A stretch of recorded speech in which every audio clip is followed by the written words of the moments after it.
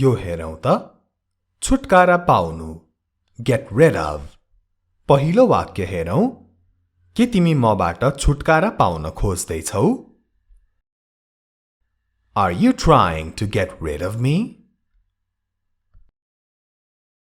Are you trying to get rid of me?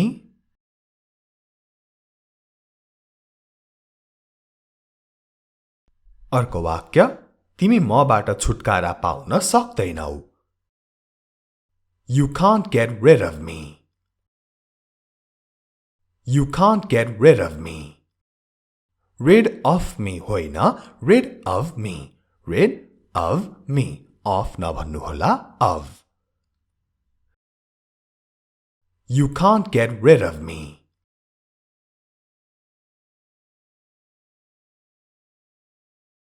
यी कुराबाट कसरी छुटकारा पाउने How to get rid of these things. How to get rid of these things.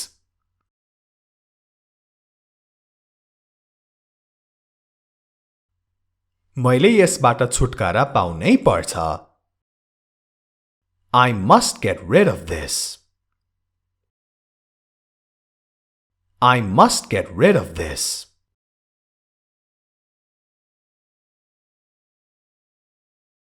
सिद्धिनु run out. दूध सकिएको छ The milk has run out. The milk has run out. Run out को साधारण अर्थ हो कुद्दै बाहिर जानु तर run out एउटा phrasal verb पनि हो र त्यसको अर्थ हुन्छ सिद्धिनु Phrasal verb को साधारण अर्थ भन्दा बेग्लै अर्थ हुन्छ यो नेपालीको टुक्का भने जस्तै हो आज हामी यस भिडियोमा अंग्रेजीका केही सारै महत्त्वपूर्ण phrasal verbहरूको अभ्यास गर्नेछौं You are watching हाम्रो English Guru YouTube channel your place to learn English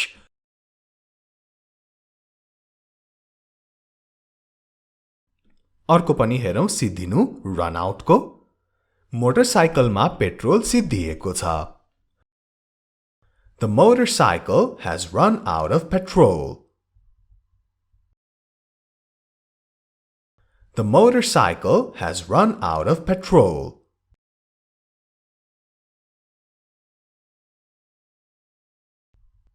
मेरो धैर्यताको बाँध टुट्न थालेको छ अथवा मेरो धैर्यता सिदिन लागेको छ My patience is beginning to run out. My patience is beginning to run out. Patience, धैर्यता यो कस्तो कस्तो बेला भनिन्छ भने जस्तै एउटा उदाहरण दिन्छु तपाईले कसैलाई एउटा लुगा सिलाउन दिनुभयो लुगा सिलाउन 2 दिन लाग्छ भनेको छ तर 2 दिन भइसक्यो अझै पनि सिलाएको छैन अझै 2-3 दिन कुराउँछ त्यही पनि भएको छैन कुर्दा कुर्दा पनि हुँदै हुँदैन त्यसो बेला my patience is beginning to run out भन्ने गरिन्छ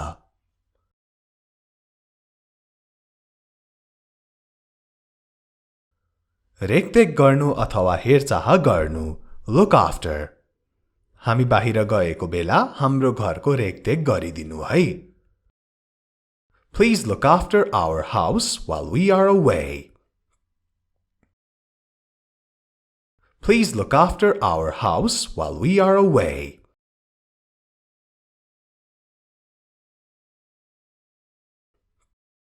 मेरो हेरचाह कसले गर्छ Who will look after me? Who will look after me?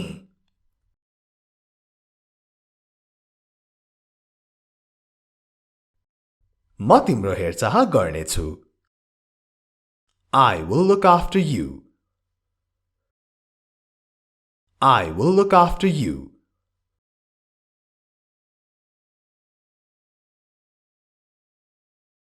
समय बित्नु go by. समय कति चाँडो बित्छ Time goes by so fast. Time goes by so fast.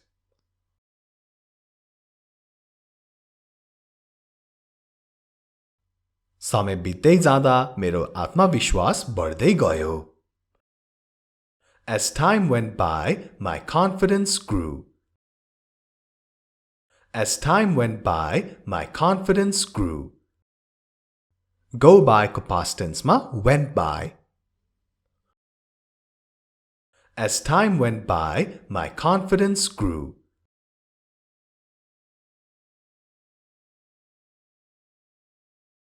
कुनै पनि चीज बिना रहनु अथवा काम चलाउनु. Go without. हावा बिना कोही रहन सक्दैन. No one can go without air. No one can go without air.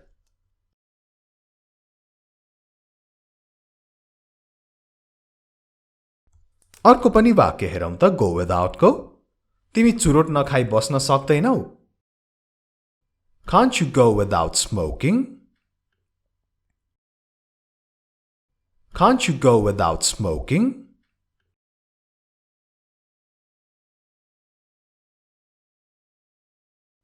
Go on. जारी राख्नु अथवा अघि बढिरहनु. आफ्नो काम जारी राख. Go on with your work. Go on with your work.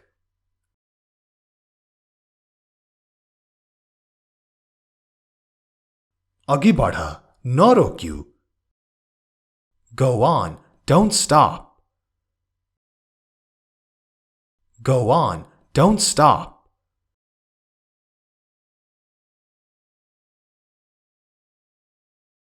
Carry on पनि उही अर्थ, जारी राख्नु, अघि बढिरहनु. यो राम्रो काम जारी राख. Carry on the good work. Carry on the good work.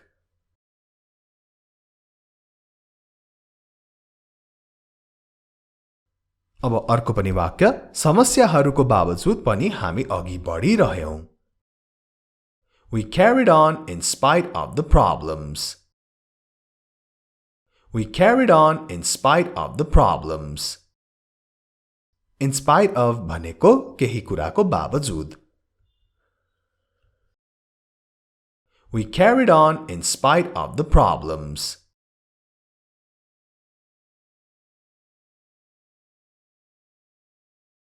टाढा जानु अथवा अन्तै जानु. Go away.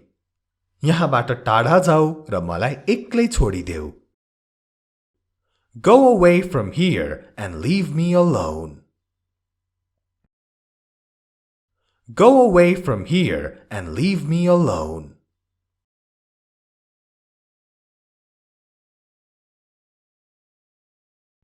टाढा जाऊ, म तिमीलाई फेरि भेट्न चाहन्न. Go away, I don't want to see you again. Go away, I don't want to see you again. See भनेको देख्नु, हेर्नु अथवा भेट्नु तीनटै हुन्छ. Go away, I don't want to see you again.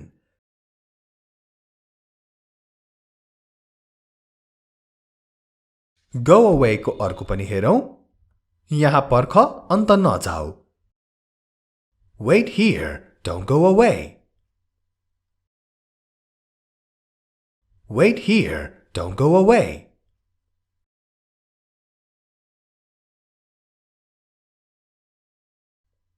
कसम तोड्नु. Go back on. आफ्नो वाचा नतोड. Don't go back on your promise. Don't go back on your promise.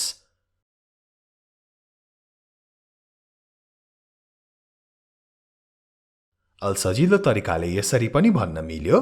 आफ्नो वाचा नतोड. Don't break your promise. Don't break your promise. Be sure to subscribe to this channel, Hamro English Guru and Hamro Online Class if you haven't subscribed already. दुईटै च्यानलको सब्स्क्राइबको छेउमा जुन घण्टी छ त्यो घण्टीलाई पनि बजाउन नभुल्नुहोला. यस्तै सारै महत्त्वपूर्ण भिडियोहरू कहिले पनि नछुटाउनको लागि.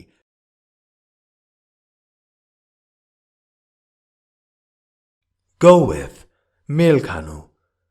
मलाई यो प्यान्टसँग मेल खाने सर्ट चाहिएको छ. I want a shirt to go with these pants. I want a shirt to go with these pants. यो भनेको प्यान्टसँग अलि सुहाउने खालको सर्ट चाहिएको छ. I want a shirt to go with these pants.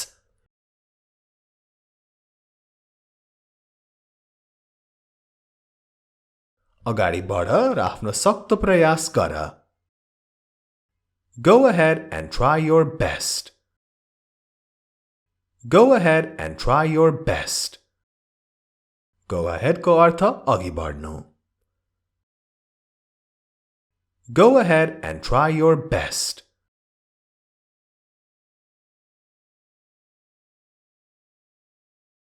Go up, मूल्य बढ्नु. The price of petrol has gone up. Petrol को मूल्य बढेको छ. The price of petrol has gone up. Go को verb free form भनेको gone हो. Gone किन प्रयोग गरियो त? यो tense को भिडियो यही हाम्रो इंग्लिश गुरु YouTube च्यानलमा छ. हेर्न नछुटाउनु होला, छर्लङ्ग हुनेछ.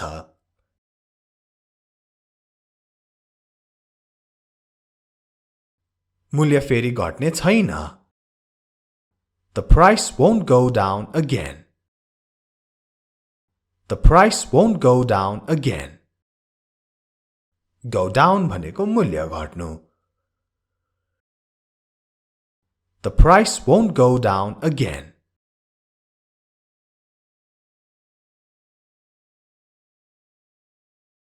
Go after, पछ्याउनु अथवा पछि लाग्नु. प्रहरी चोरको पछि लागे. The police went after the thief. The police went after the thief.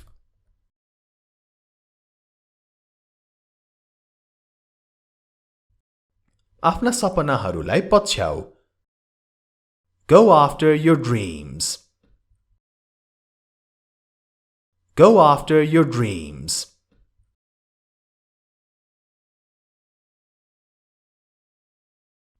Hard up, पैसाको कठिन परिस्थिति हुनु. I am hard up at the moment. I am hard up at the moment. अहिले मलाई पैसाको कमीले गर्दा गाह्रो भएको छ. I am hard up at the moment.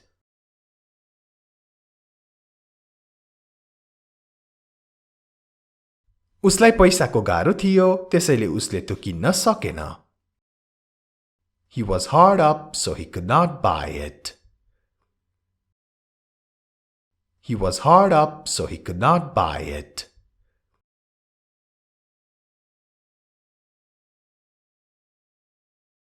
Put aside, अलगै राख्नु अथवा छुट्याएर राख्नु. मैले तिमीसँग कुरा गर्न 5 मिनेट छुट्याएको छु. I have put aside 5 minutes to talk to you. I have put aside 5 minutes to talk to you.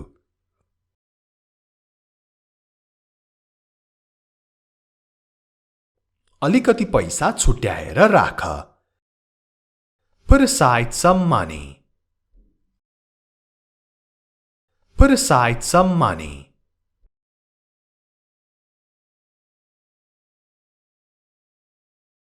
समय लगाएर सोच्नु अथवा विचार गर्नु. Think over. मैले भनेको कुरालाई राम्ररी विचार गर ल. Please think over what I've said. Please think over what I've said.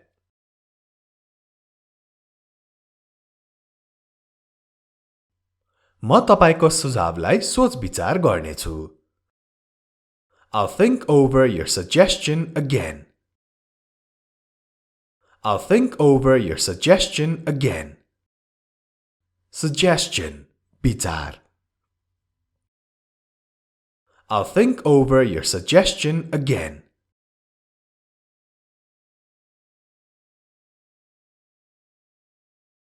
मेरो टोपी फिर्ता देऊ. Give back my cap. Give back my cap. Give back, फिर्ता दिनु. Give back my cap.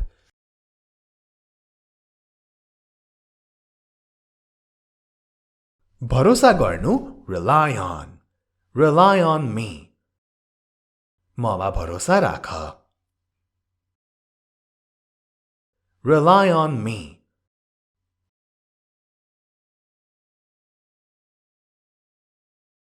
म तिम्रो भर पर्न सक्दिन. I can't rely on you. I can't rely on you.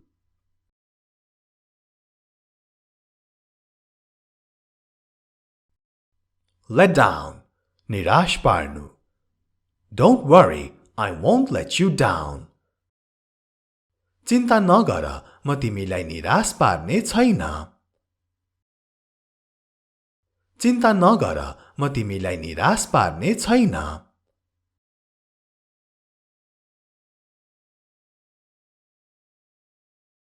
Stand by. साथ दिनु. Come what may, I will stand by you. Come what may, I will stand by you. Come what may को अर्थ हुन्छ जे परि आए पनि. आजलाई यति नै. This much for the video. Take care. Have a good day.